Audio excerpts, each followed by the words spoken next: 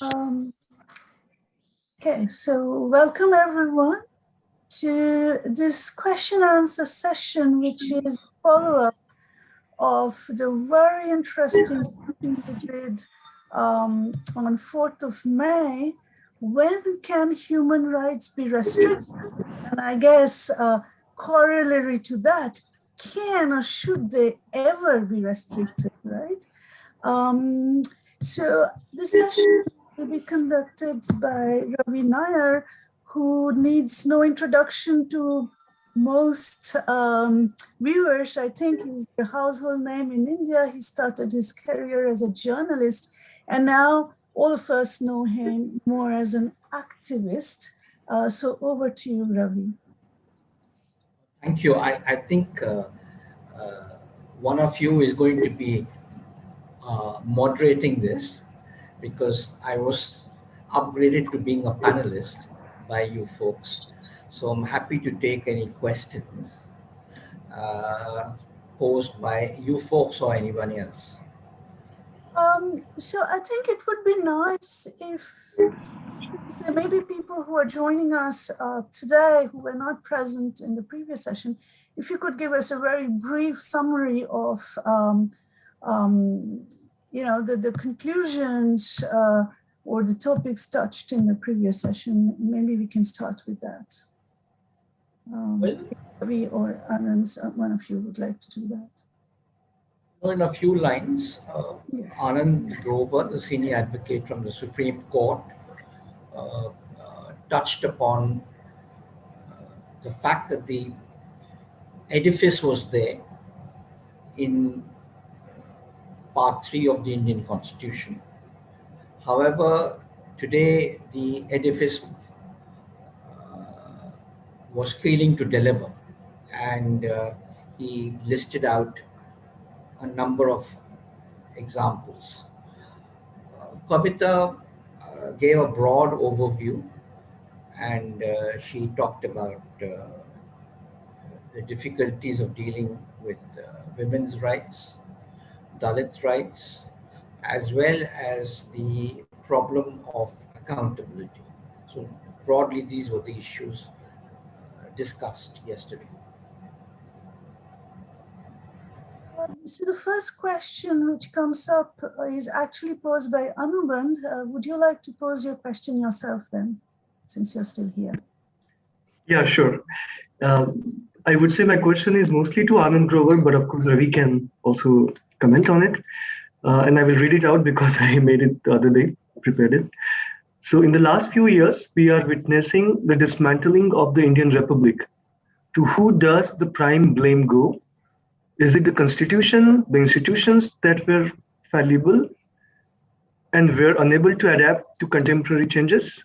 Or is it solely the Indian society, its people, who accepted a moral degradation on their part? And how do we rebuild from here? Thanks.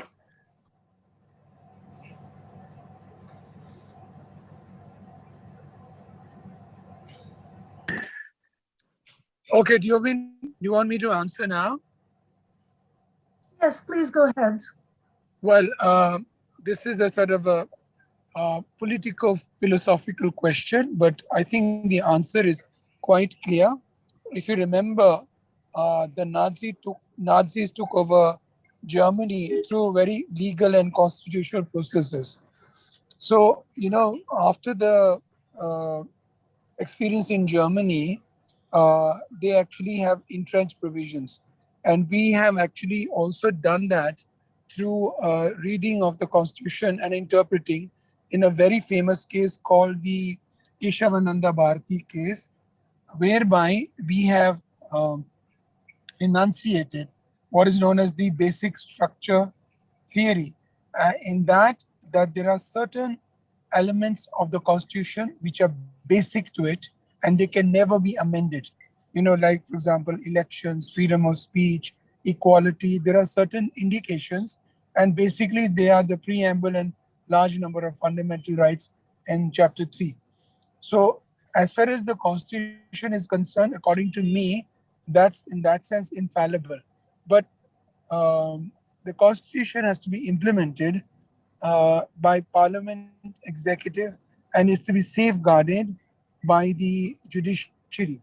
So it is these organs or institutions which are responsible for protecting and securing and furthering them. And unfortunately, they are manned. I'm using the word manned in a gender specific sense because most of them are manned in India by men. And it's the men who fail the constitution. And it's those institutions who are personneled by men who are failing. But I want to be more specific and just indicate. I'm sorry, I'm walking, so I'll be sitting down in an office just now, so I can, be more static, as it were. The institutions which are balance each other and make sure protected and remains intact, that has failed because the institutions have actually crumbled. And the institutional failure is the major issue which is responsible for the present situation. Not only that, in particular, uh, what people have pointed out in editorials in India is that of late, in the last 7 years, since the new government has come in, they have actually centralized decision making processes. So the decisions, even on very, very minute issues, are being taken by uh, the prime minister and the home minister. Bureaucrats who are also part of the institution, who are responsible for the checks and balances, they are also not performing their functions. As a result, they are situations where expert advice is not given and ideological decisions are taken, which has led to, for example, the COVID epidemic spiraling out of control without proper checks.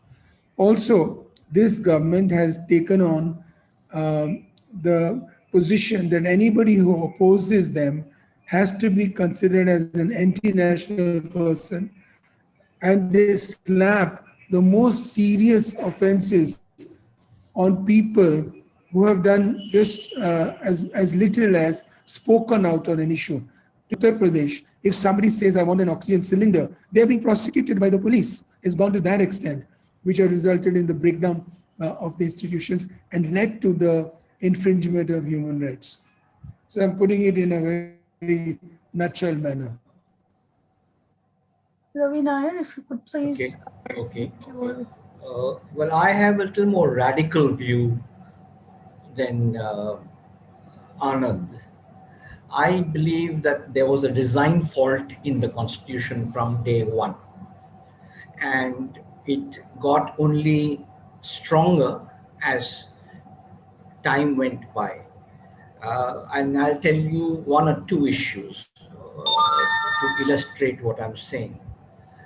Uh, with the exception of Bangladesh presently, we are the only constitution in the world which has prevented detention written into the constitution. Mexico had it earlier, but they've now taken it over when they threw out the Institutional Revolutionary Party, which was ruling in Mexico until from 1923 to the early 70s. So preventive detention is not does not have a sunset clause like in any other country, where 4 or 5 years and to be reviewed by Parliament and then reenacted or allowed to lapse. That's one. Two, the issue of due process. We have something called procedure established by the law, which is neither fish nor fowl. Now, after the emergency, there was an attempt to correct some aspects of it through the Menaka Gandhi judgment, but it did not go far enough, definitely not as far enough as what you find in other European common law, North American common law countries like Canada or the US, Australia, or the UK. I'm not sure about uh, continental Europe itself. The fourth thing is that impunity was written into the constitution, non accountability. flowing out of which they made had legislation enacted like the Armed Forces Special Powers Act, Section 5 and 6, or in the Indian Penal Code 197, then 197A, a further addition during the Punjab troubles. So the ability to prosecute anybody for human rights violations was asking for the moon. Uh, Permission has not been given in a number of cases, most recently of which in the in some Gujarat extrajudicial execution cases dating back to 2002, where there was enough evidence to prosecute the individuals. The CBI had provided the evidence. The court was happy to go forward, but the Home Ministry did not afford the prosecution permission. In Kashmir, the number of requests for permission in the past were huge, and the Home Ministry just sat on it, especially when it came to the Border Security Force, the Central Reserve Police Force, and the Defense Ministry sat on them when it concerned the army. Then the whole issue of compensation. We don't have a mandatory right to compensation. So after 27 years in jail, if you're found innocent, and I can give you a chapter and verse on this, all you are told is, okay, thank you very much, goodbye, you can go home now. The state takes no responsibility for the fact that they did anything. In the Akshardham case, when the court let off people after their being in jail from ranging from 5 to 11 years, and then declared that the case was did not hold and sent them out. The court itself remarked in the judgment that there was massive perjury, there was evidence concocted, and yet did not decide to take any action. So this is what I wanted to labor the point, that impunity is something that's been written from day one. And we saw that immediately after independence, when none of the people involved in the police action in Hyderabad had any action taken against them for the violations. There's a brilliant report by Pandit Sundarlal to the Congress committee, which was dumped. It's now as an addendum in the Nurani book on the destruction of Hyderabad. Similarly, the tribals and poor peasants in the United States state of Andhra Pradesh, now bifurcated, in the name of the fighting the communist insurgency which broke out in 1948.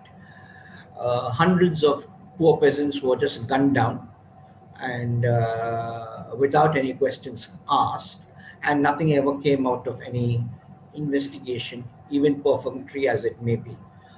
So I'm just giving you these four issues. I could go on and on a range of issues, but I'll stop there. But so the Congress regime took advantage of this, and you could see that in the 67 to 75 interregnum, you saw over, and I'm not exaggerating, over 80,000 young people killed in the states of West Bengal and United Andhra Pradesh in the name of fighting Naxalism. General Jacob, who was then charge of Eastern Command of the Indian Army, has a very brilliant anecdote in his autobiography, and where he says that the then Home Secretary and the then Chief of Army Staff, General Manekshaw, came to him in Calcutta and told him to create hit squads to kill suspected Naxalites. When he asked for written orders, they laughed at him and said, "When did you start getting written orders for these kind of things?" And of course, the hit squads were created, and they were used very liberally to kill and shoot people. Similarly, during the emergency, a large number of people disappeared. No real investigations took place. The most famous of them across the country was the Rajan case, but apart in Kerala. But apart from the Kerala case, there were hundreds in other parts of the country where just people just disappeared. Uh, we also have the unique situation in a allegedly democratic country, and I use the words pointedly, uh, where the intelligence bureau has no statute, is not controlled by the comptroller and auditor general, and it is really the Praetorian Guard. I always wonder whether Caesar is more powerful or the Praetorian Guard is more powerful. And I firmly believe it is the Praetorian Guard, even today, which is calling the shots on a number of issues on the spine and back of these Hindutva clowns. Unless they are brought under parliamentary control and the auditor general and a correct process of dealing with them is adopted, which is democratic, then it's impossible to understand how we can call ourselves democracy.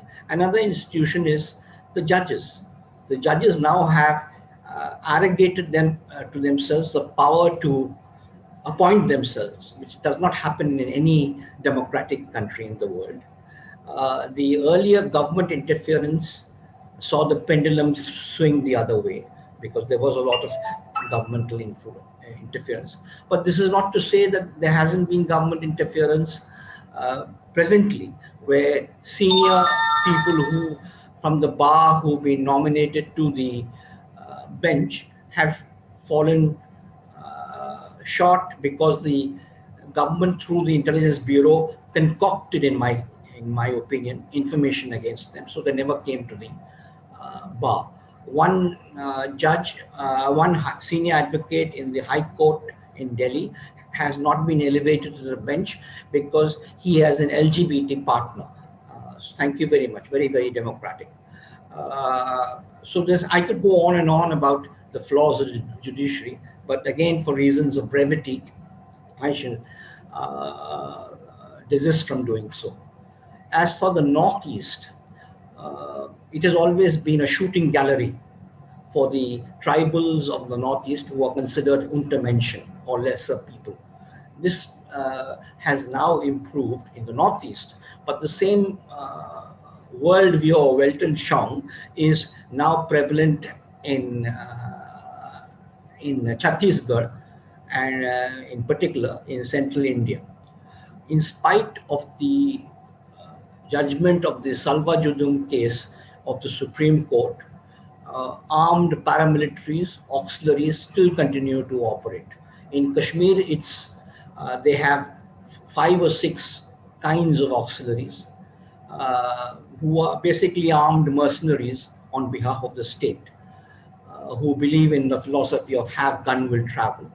And their policing functions are negligible. Their extortion, blackmail, rape, and all are much more common. There are tons of reports by human rights groups, as well as decisions of the Kashmir High Court, which have asked for permission or permission to, for prosecuting them, which have not been forthcoming from either the Home Ministry or the Defense Ministry.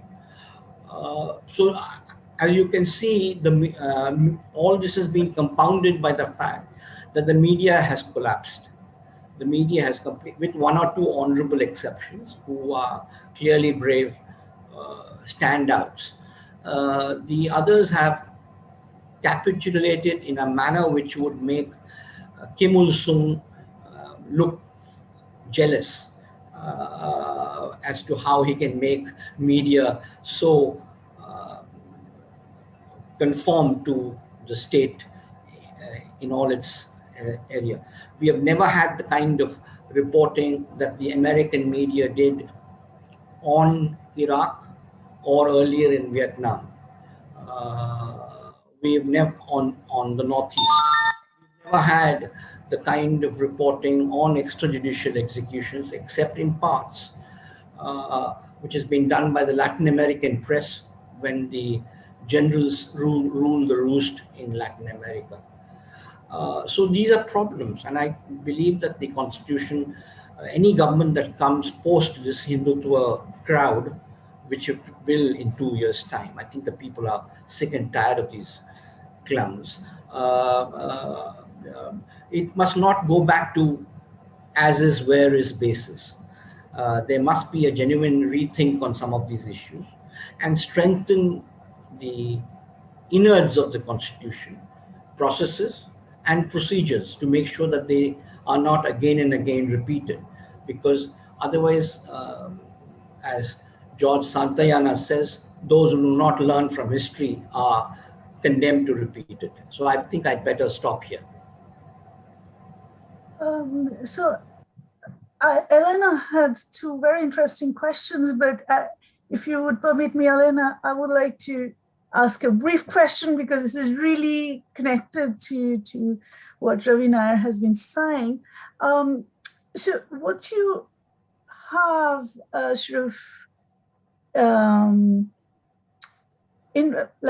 can I infer that what you're saying is that the system, in quotes, was already flawed from the very beginning, and it's not, one cannot put all the blame on the current dispensation, which means that even if the current party is replaced, there is a lot of work to be done from scratch. And my question then is there a role for international institutions, including, I think Elena had this question about United Nations, but I'm also thinking of the International Court of Justice, or any kind of bilateral or multilateral treaties which we have signed for defense of human rights, etc. Is there at all any role for that? Well, the first part, I think, let me first give you a joke. The present dispensation in Delhi, which is Mutt and Jeff team, the Home Minister and the Prime Minister, they've actually come out with a press note from their media box, saying that the Prime Minister must not be called the Prime Minister, he should be called the system. So the system is, that's why I put it in quotes, is very, very rotten from day one, and it continues. So just, but there is a qualitative difference in the BJP dispensation. The Congress party and earlier other parties had a sense of shame. They knew that they were doing wrong. The accrual of power, the use of it, and the manner in which it was used, they did feel a sense of shame. When you talk to them in private, they were not blasé about it, and they were not dismissive about it. They just said, we have to do it. Otherwise, we can't keep the country together. There has to be the strong arm. So I kept telling them that, Bismarck said, use a strong iron fist, but use it with a velvet glove on the top of it. And that obviously did not filter into the Congress administration. These guys, the BJP, don't care. You can go and fly a kite, climb a coconut tree, or go to the moon. The manner in which the COVID issue has been dealt with is indicative of how abysmal their sensitivity, ethical values, or moral perceptions are. They are the pits. This is exactly as one commentator this morning from the US has put it. They are like Chairman Mao presiding over millions of deaths during the Great Leap Forward. There's absolutely no difference, a complete insensitivity with which the BJP has handled this. So they should be tried. They should be tried whenever they are thrown out of power, hopefully in 24. But the Indian system doesn't even allow for trial for treason and other issues. We saw that during 1977 in the aftermath of the defeat of the emergency, where all they set up was another commission of inquiry, which, in my opinion, are jokes. All commissions of inquiry, and I've done a lot of work on this, is commissions of omissions. There's no real bite to them. I myself have challenged a commission, the Kudal Commission, in public, went to the commission and told them they could do their worst and go to hell, and they couldn't do a thing to me. This was in 1978. So much for the powers of the Kudal. Sanjay Gandhi disrupted the Shah Commission hearings regularly, until the senior prosecutor there and lawyer for the Shah Commission, Mr. P.N. Lekhi, Prannath Lekhi, himself used a few students to put Mr. Sanjay Gandhi and his goons right. So that's the level of the quality of the commissions. The commissions to go into the Gujarat riots, more recent, have all been, to put it mildly, not even paper tigers. So, so there has to be new drafting from international law. I'll stop there. Anand Grover, if you could please comment also on what we have been discussing. I think there's a point that Ravi is making about one issue about inherent flaw in terms of preventive detention. That's one of the black spots in the Constitution. But when you talk about constitutions around the world, then and compare them to other countries, I think we are much better off. But there are lots of issues and holes in the Constitution. Secondly, I think that it's not the Constitution which is alone responsible, it's the culture that develops after the Constitution was adopted. And the culture that is developed initially by the persons who led the nationalist movement, they had some regard for the type of institutions they were setting up. So not interfering with the judiciary, etc., etc. That was honed in, and they actually performed those functions, though there was no written law on that. For example, a conflict of interest. Today there's no issue about whether a person is engaged and there is a conflict of interest, even in amicus curiae who are appointed by the Supreme Court or the High Court. You could be actually acting for one party and be an amicus curiae. So it's fallen down to that level. But as I said, the culture ultimately, when you adopt a fairly progressive constitution in a country which was divided by religion, ethnicity, race, etc., and unequal because of economic reasons and other issues, gender, etc. You have a constitution which actually has the aspiration of equality. Ultimately, the culture catches up, and then that gives you a pushback, and that has caught up.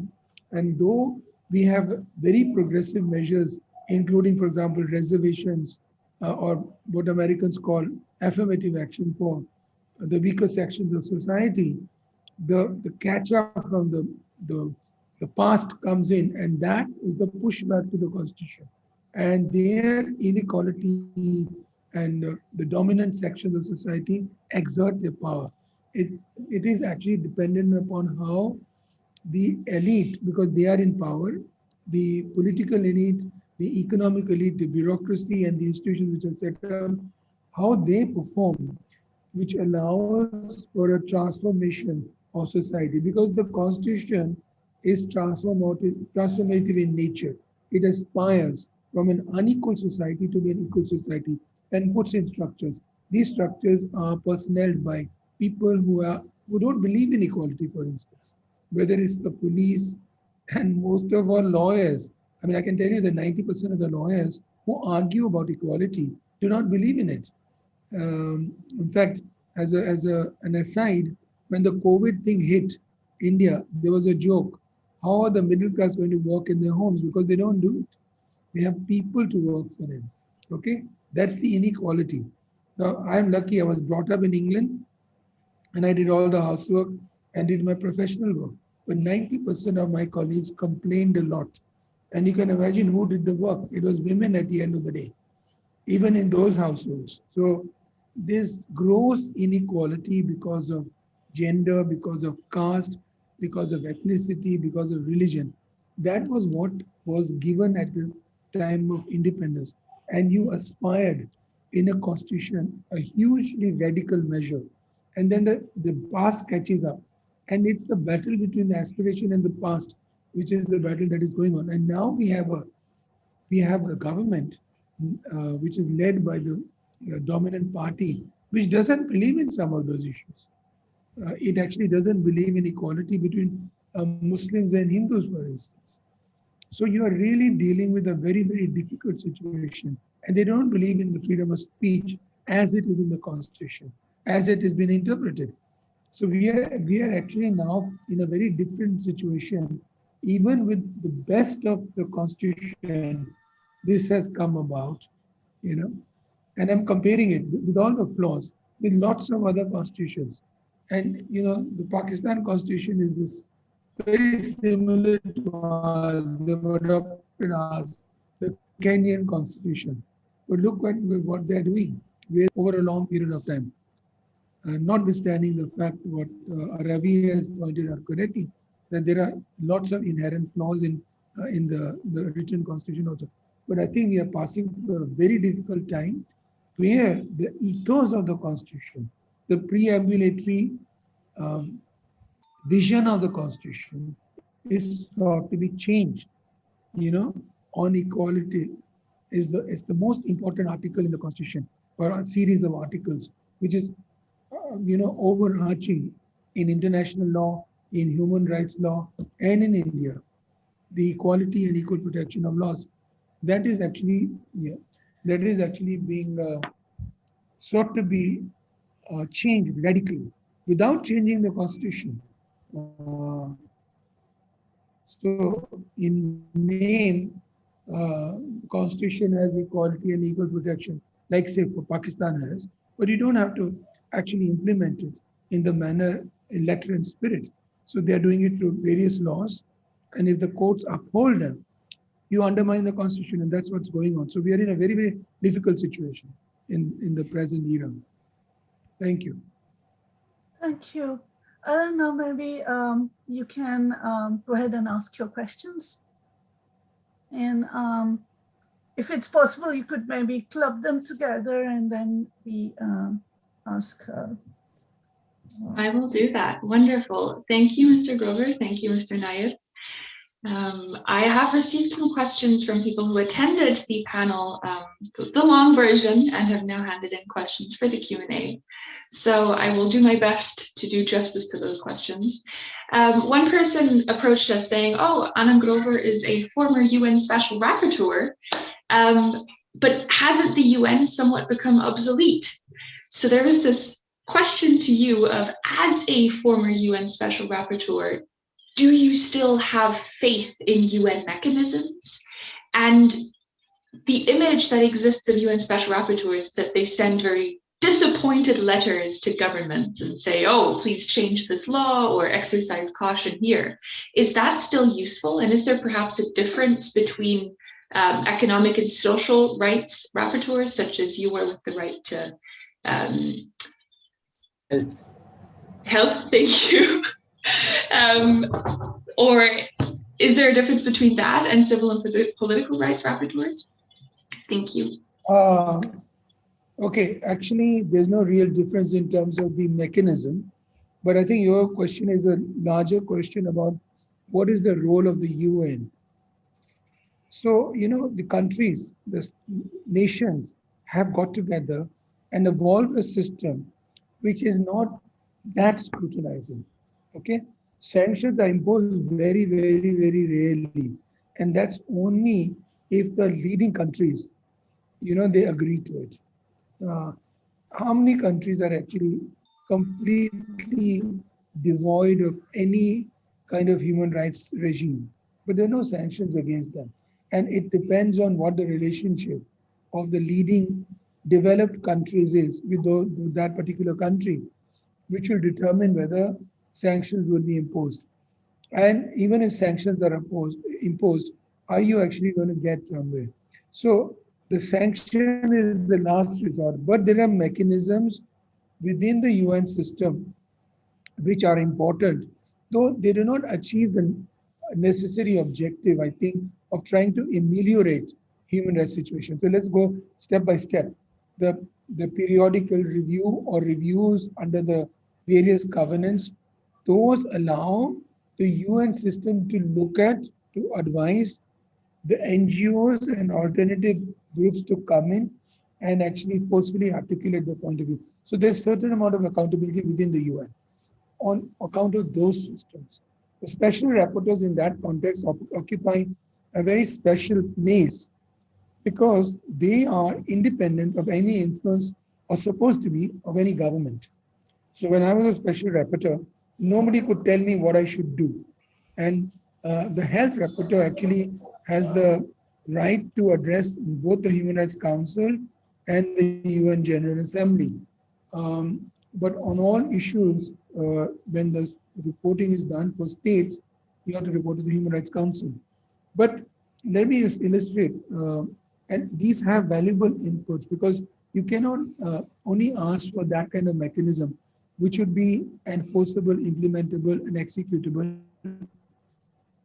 in terms such as a court order.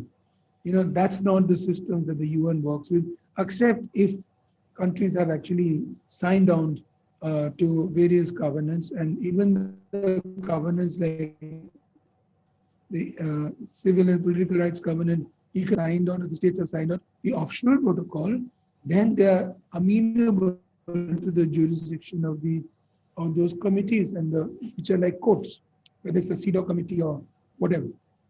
Now, absent that, say a country like India, for a special rapporteur still has an important role to play. And it actually allows rapporteurs to go into the country, inquire and investigate about the violation of the rights under the mandate, and then report. And actually also raises issues for the local groups or civil society and opposition parties to raise those issues. So I think that scrutiny is important. I'll give you two examples from my own experience. In Vietnam, when I went to Vietnam, using sex workers. So just because you are a sex worker, you will be criminalized and put into a prison, detention. So I was very insistent with the government that this is in violation of international law. And lo behold, actually, ultimately they agreed with my recommendation and changed. Secondly, I'll give you an example of my mission to Syria, where I wanted to visit a jail, and actually, once the mission is okayed by the host state, as it were, do in terms of inquiry whatever you want. You want to visit a jail, you can visit a jail. So, interestingly, I wanted to visit a jail to report on the conditions in jail. And even in India, for me to go and visit a jail, do it. But as a special rapporteur, once I make a request, it's very difficult for the host state to refuse it. So anecdotally, I'll tell you, it's humorous because I went in and I talked to normally it's additional secretary level who relate to the rapporteurs. And in this case, there was a man who said very suave speak and knew the ropes. And he said, okay, I've seen your itinerary, your request. And he said, I know you want to visit the jail. We'll try to arrange it. And I was very keen to visit the jail. The next day, early in the morning, and also late night. So next day, early in the morning, and the next day I'm using in the context of the day before you give your press conference, which gives you your which gives the country and the UN the kind of points that you want to make. You meet the same person and tell them that not for their opinion or for them to know that these are the facts, and they can say no, they're not correct, and you can correct them. But that is the protocol, and I made that note and gave it to him, which actually mentioned that I have not been allowed to visit the jail. And if I had not been allowed, that would come in the report, and that would be a black point or a negative point for the state. You have to go to the jail. You can't have this. But fortunately, I made arrangements for flying out in the evening, and I think they didn't know about it. So I actually visited the jail. The conditions were really, really bad, and I could report on it. And I was interested in the issues of health in the prisons, which is a major issue in every country, including in India. For example, I just did a case of the Bhima Koregaon and got a person released on bail because of his ill health, which was being perpetuated by the living conditions in jail. So the special rapporteurs do have a very special place in which they can actually use their offices to bring facts to the knowledge of the UN system, and therefore a bit of accountability. So the accountability is actually not this type of accountability that everybody would want, but I think there is something to be said for it. We have to increase it and make it more scrutinizing, but that has to come over a period of time and change. Thank you. Ritu joining us, and she is raising her hand. So maybe Ritumbra, you can go ahead and speak. Thanks a lot, Kaya, and hello, everyone. So my question was rather simple and straightforward in context of the EU-India People's Summit. And it was to do with the fact that, like we have read 2 days ago, there was the news that India and China, European Union and China are not going to be as friendly allies as they used to be once upon a time. And we have also seen from one of our MEPs recently that we interviewed for this summit that there is a pivot towards India. But at the same time, we are also seeing this whole derogation of human rights, the derogation of the due process of law, etc. in India.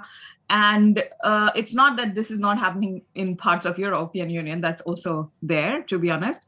But how do you see this relationship going forward? Because given the fact that the core values that we adhere to is the human rights and the plurality of both these regions. So yeah, comments from either Ravi or Anand on this.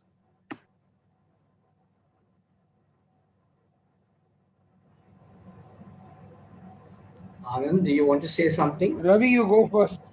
Okay. I'll say afterwards. You go first. Okay. Well, I don't think the EU is serious about human rights issues in India. In India in particular. The fact that it did not hold its human rights dialogue for almost 7 years is indicative of how high it was on the agenda for human rights. It was only thanks to the mumbling and grumbling of non-governmental organizations in Europe, the media in Europe, and some quiet diplomacy by certain members of the MEP or the UN system that they actually insisted on a human rights dialogue prior to the actual meeting to be held, which has now been postponed. They held one, they were supposed to hold it in January of this year, and it got postponed at the request of the Indian government at the nth hour. In fact, exactly 12 hours before the meeting was to take place on Zoom. A new date was fixed only recently and held because of the insistence of the EU that they couldn't go to the full summit without having one of the ingredients, the human rights dialogue. But when you saw the joint press note of the EU and the Indian government, it was fiddlesticks, as an English person would put it. absolute balderdash and fiddlesticks. And it's indicative of that issue. Secondly, the fact that the EU, in its normal functions in India, does not take up any human rights issues, specifically individual cases at all. It has funded huge programs on torture, which is a lot of hot air, a lot of seminars and conferences in good, nice, salubrious, five-star comfort. Though the work that they funded a university research project at the National Law School of Delhi on the death penalty has produced some excellent reports, which can be taken and run with by campaigners and academics and members of parliament. Unfortunately, this has not been done in spite of the best efforts of this department, which has continued to produce follow-up reports of the highest quality. So that's an exception. On the issue of Dalit rights, the EU has been more than generous. But if Dalit rights NGOs can bring a change in Dalit rights in India, then I am Zeus on Mount Olympus, willing to strike with my hammer on all the violations and perpetrators all over the world. They've been so much hot air. If there has been any improvement in Dalit rights in this country, in India, it has been thanks to the Dalit movements. The movements run by Tol Tirumavalavan in the south, earlier the Dalit Panthers in Maharashtra, Jignesh Mewani in Gujarat, Chandrasekhar Azad in Uttar Pradesh. It's the movements which, because the NGOs can be easily controlled. The Foreign Contribution Regulation Act, tap can be turned off, and then everybody genuflects, kowtows, etc. to the state. If you don't kowtow, like Anand and his NGO did not do, immediately you get the whole book thrown at you. I faced the same situation in 2006, and my cases ended only in 2019. So if you buck the system, then they throw the book at you. Otherwise, all the others are nice, good boys and good girls. They know when to genuflect and say Hosanna to the new administration. So that's the other point that I want to make. The third point I wanted to just follow up on what Anand said. I think the UN has a very important function in the sense that its name and shame function is still very important, because the international press still picks up the reports of the name and shame references made.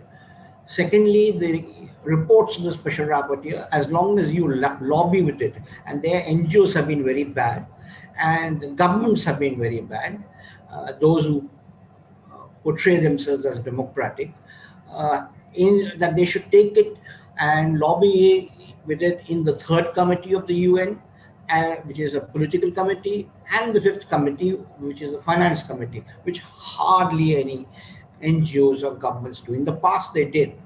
Secondly, at the General Assembly, even though the power of the no-sayers in the General Assembly is all powerful, the power of name and shame is great embarrassment, as you can see the extent that Israel goes to stop the annual resolutions against it in the General Assembly from going through. So that's the third thing.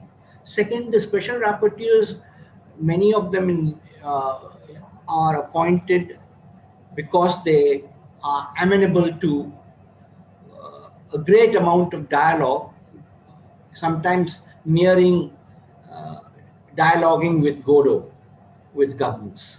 So nothing ever happens. But Anand's been an exception. there have others been, and I'm aware that Alina Kale is from Lund University, and there was an academic there called Katerina Tomaszewski, who unfortunately passed away many years ago because of cancer. She was a terror to governments. She was actually a literal terror. And I remember the Chinese ambassador frowning at her every time she walked into the then Commission on Human Rights. She took them to task and literally took their pants off. Even at the level of the High Commissioner, when you were outspoken on a particular issue, like Mary Robinson was on the atrocities by the NATO-led forces in Afghanistan, they made sure that she did not get a second term, though she had been president of Ireland and all such other big jobs that she held. Similarly with Ziad, High Commissioner Ziad, the former prince from Jordan, who was excellent, who did not hesitate to call out governments, however big and powerful they were. The present High Commissioner is good, but is not willing to walk the gangplank for human rights issues as in the past. And in between, we had some high commissioners, which I shan't say very much about for reasons of decorum and diplomatic behavior. Unfortunately, time is running, and the next session we'll have to start in about 5 minutes. So I think maybe we can accommodate Anand's I would comments. like to say a word to conclude in 1 minute, and then we will have to say goodbye. Anand, you have my 1 minute too, so you go ahead.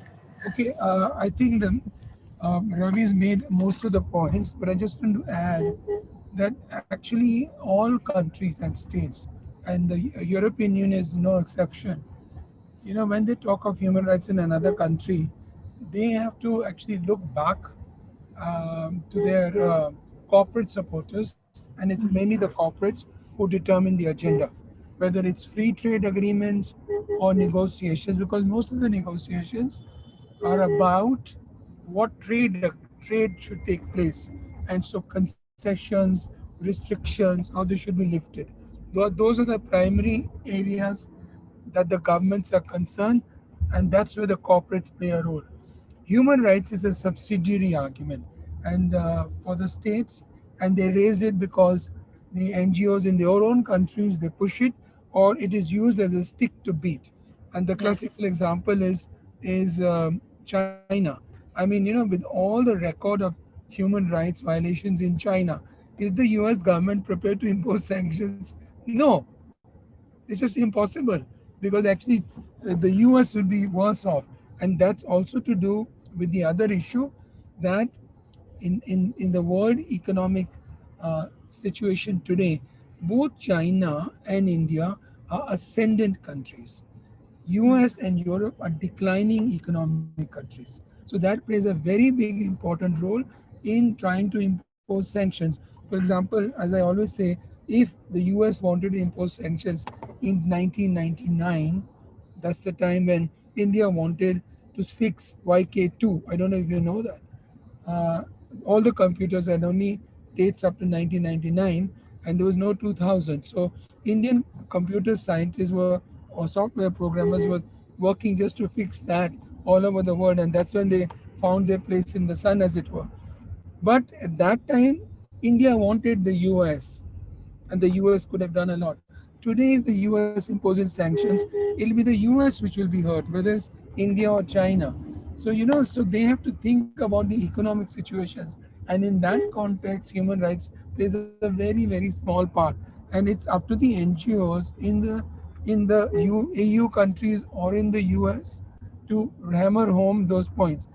Perhaps we will keep coming back to you to as also as we take our own journeys as a diasporic Indians within the European and Indian relationship to try to hammer those points of human rights in the from the very start. So, but yeah, Kea, back to you. Sure. Yeah, no, thank you very much. And I think Elena is getting very nervous about the next session. So we say goodbye and thank you. Thank you. Thank you. We're incredibly grateful. Thank you. Thank you. Thank you. Thank you.